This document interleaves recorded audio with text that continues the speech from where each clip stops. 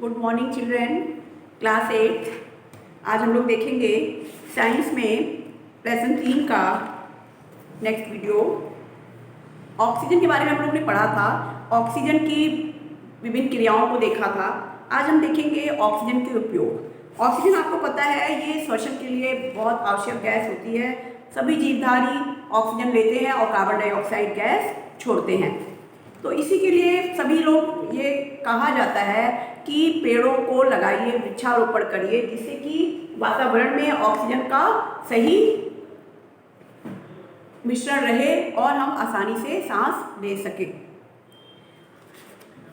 Oxygen का उपयोग oxy acetylene torch में भी होता है। ऑक्सीजन और एसिटिलीन गैसों के मिश्रण के ज्वलन से भारी मात्रा में ऊष्मा उत्पन्न होती है और ये जो है ऑक्सी एसिटिलीन ज्वाला कहलाती है।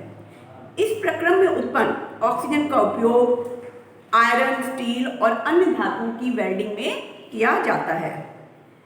तीसरी चीज, रॉकेट ईंधन में पृथ्वी के वायुमंडल से बाहर भेजे गए रॉकेटों को अपनी स्वयं की ऑक्सीजन की आपूर्ति की आवश्यकता होती है, क्योंकि वायु अंतरिक्ष में वायु नहीं होती है। यह कार्य करने के लिए द्रव ऑक्सीजन का उपयोग किया जाता है। स्टील के निर्माण में ऑक्सीजन का उपयोग स्टील के निर्माण में भी किया जाता है। गलित लोहे में ऑक्सीजन प्रवाहित करके इसे शुद्ध किया जाता है। इसके बाद अन्य धातुएं एवं कार्बन इसमें मिलाया जाता है। तो इसका मतलब ऑक्सीजन का उपयोग कहाँ कहाँ हुआ? एक तो श्वसन में हुआ, दूसरा ऑक्सी एसिटिलीन टॉर्च में, रॉकेट ईंधन में ऑक्सीजन का उपयोग। पहला उपयोग कहाँ हुआ? श्वसन में। दूसरा ऑक्सी एसिटिलीन टॉर्च में, ऑक्सी एसिटिलीन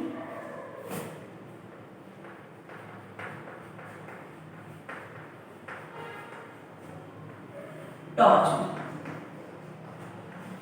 थर्ड रॉकेट ईंधन में। रॉकेट ईंधन में द्रव रूप में ऑक्सीजन का उपयोग होता है। फोर्थ, स्टील के निर्माण में।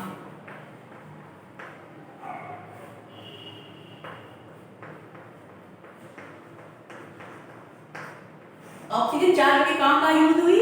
एक तो हुई श्वसन में, ऑक्सी एसिटिलीन टॉर्च में, रॉकेट ईंधन में और स्टील के निर्माण में। अब देखेंगे हम वायु प्रदूषण। वायु में अवांछनीय पदार्थों का मिश्रित होना ही जो है वायु प्रदूषण कहलाता है। वायु प्रदूषण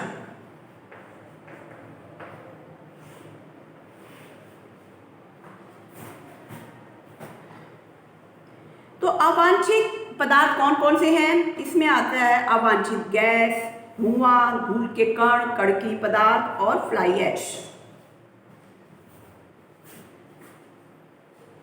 प्रदूषण कौन कौन से हुए? पहले हुआ अवांछित गैसें,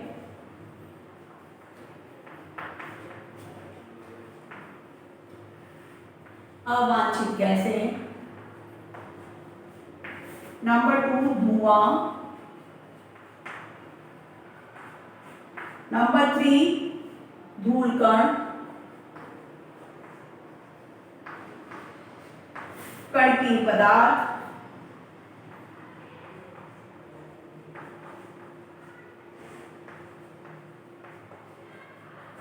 और फ्लाई ऐश।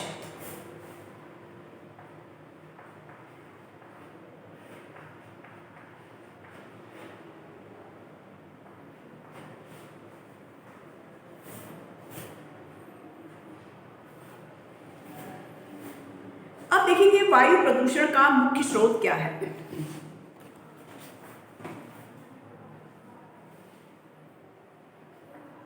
वायु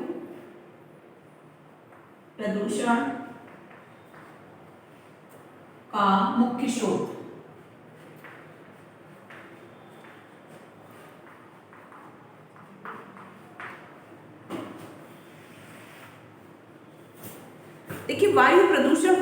कारण से हैं, इनके स्रोत क्या हैं। इनमें पहला है उद्योग। बहुत से कारखाने, ऊर्जा घरों में बहुत सा धुआं उत्पन्न होता है और इससे वातावरण जो है प्रदूषित होता है। इसमें sulphur dioxide, sulphur trioxide, nitrogen dioxide, ये सब जो है प्रदूषक होते हैं जो कि इनसे उद्योगों से निकलते हैं। ये उद्योग जो है रिहायशी इलाकों के आसपास भी लगा दिए जाते हैं, जिससे कि इसका असर आसपास रहने वालों के ऊपर पड़ता है। तो पहला मुख्य स्रोत क्या हुआ इसका, उद्योग। पहला स्रोत क्या हुआ, उद्योग।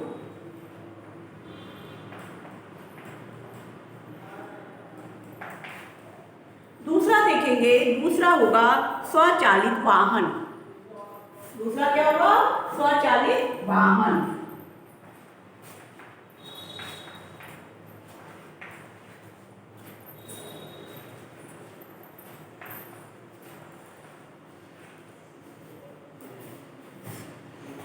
स्वचालित वाहन भी जो है वायु प्रदूषण का एक बहुत बड़ा स्रोत है।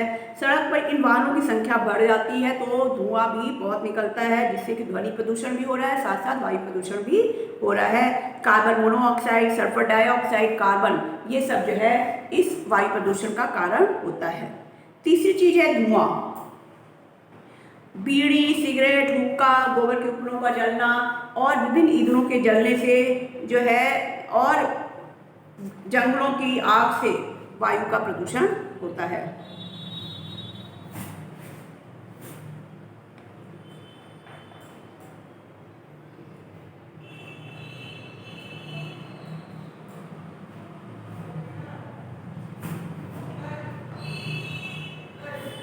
अब देखेंगे वायु प्रदूषण के प्रभाव क्या होते हैं। वायु प्रदूषण से जो लोगों को जो है ज़्यादा धूम्रपान करने से या वायु में ज़्यादा प्रदूषण होने से श्वसन करने में मुश्किल होती है या श्वसन संबंधित बीमारियां हो जाती हैं। फेफड़ों में त्वचा के हानिकारक रोग हो जाते हैं। ठीक है। उद्योगों और अन्वेषण शालाएं जो होती हैं और जो ऊर्जा संस्थानों से जो कार्बन डाइऑक्साइड उत्पन्न होती है, ये वायुमंडल को प्रदूषित करती है और ये जो है वायु को प्रदूषित करके वर्षा के जल में घुल जाती है और अम्लीय वर्षा के रूप में ये नीचे गिरती है, जिससे कि इसका असर बिल्डिंग्स पर पड़ता है। अम्ल, सीमेंट, इस्पात, संगमरमर, ईंटों और तथा सदियों पर यह बुरा प्रभाव अम्लीय वर्षा डालती है। इससे जो है इस वायु प्रदूषण से आंखों में जलन, चक्कर, सिर दर्द, ऐसे कई रोग हो जाते हैं और पौधों और वृक्षों पौधों की पत्तियों पर भी इसका जमाव हो जाता है, जिससे कि प्रकाश संश्लेषण की दर कम हो जाती है। प्रकाश संश्लेषण की दर कम हो गई तो पौधा जो है वो अस्वस्थ हो जाएगा, अच्छा नहीं रहेगा और इससे फल भी बहुत स्वस्थ नहीं लगेंगे। तो ये जो है अम्लीय वर्षा, ये जो वातावरण को भी और भवनों को भी खराब करती है। अब देखिए कि ग्रीन हाउस इफेक्ट क्या होता है। ग्रीन हाउस प्रभाव,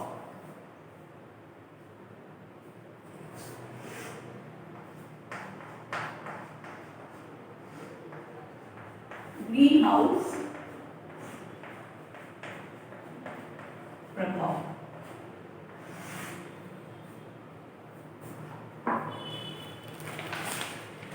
वायुमंडल में उपस्थित carbon dioxide, ozone, methane, nitrous oxide का प्रतिशत जो है दिनों दिन जो है ये बढ़ रहा है और ये जो है विश्व के तापमान को प्रभावित कर रहा है। ये गैसें सूर्य के सभी विकिरणों को वापस अंतरिक्ष में नहीं जाने देती हैं और ये जो है वापस सूर्य की किरणें जो है जब ऊपर अंतरिक्ष में वापस नहीं जाएंगी तो क्या करेंगी, वातावरण को गर्म कर देंगी और वातावरण जब गर्म हो जाएगा तो इसी को ग्रीन हाउस इफेक्ट कहते हैं। पृथ्वी के तापमान को जीवन के अनुकूल बनाए रखने के लिए ग्रीन हाउस जो है ये बहुत ही आवश्यक है। और पिछले कुछ वर्षों में वातावरण में कार्बन डाइऑक्साइड की मात्रा दिनों दिन बढ़ती जा रही है, जिससे कि तापमान में भी अभूतपूर्व वृद्धि हो रही है, जिसको कंट्रोल करना आवश्यक है। क्योंकि क्या होगा, इससे जो है ध्रुव पर पड़ने वाली बर्फ और ग्लेशियर जो है वो पिघलकर समुद्र के तल को बढ़ा रहे हैं, जिससे कि कई जगह पर बाढ़ जैसी स्थिति हो जाती है। प्रभाव इसका आगे इतना हो सकता है कि हो सकता है कि इससे जो है पारिस्थितिक अनुकूलन जो है ये डिस्टर्ब हो जाए, पारिस्थितिक संतुलन बिगड़ जाए। वायु प्रदूषण के नियंत्रण के लिए हमें क्या क्या करना चाहिए?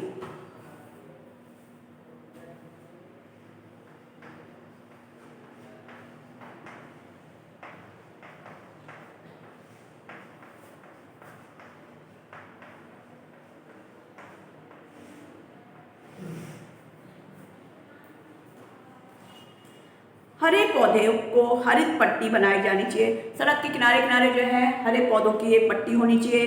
सड़क अगर चौड़ी है तो इनके बीच में भी जो है हम पौधों की लाइन लगा सकते हैं। उद्योगों को जो है हमेशा रिहायशी इलाकों से दूर रखना चाहिए और उसके लिए चिमनी होनी चाहिए जो ऊपर वातावरण में ही इसको सीधे निकाले। वाहनों में शीशा रहित पेट्रोलों का उपयोग होना चाहिए और सार्वजनिक स्थानों पर धूम्रपान करने में निषेध होना चाहिए। निकलने वाली गैसों को पहले पानी से गुजारकर फिर वायु में SO और NO जैसी हानिकारक गैसों की मात्रा को कम कर देना। वातावरण में हानिकारक गैसों की मात्रा को कम करने के लिए जो निकलने वाली गैसें हैं इनको पहले पानी से गुजारना चाहिए। थैंक यू बच्चों।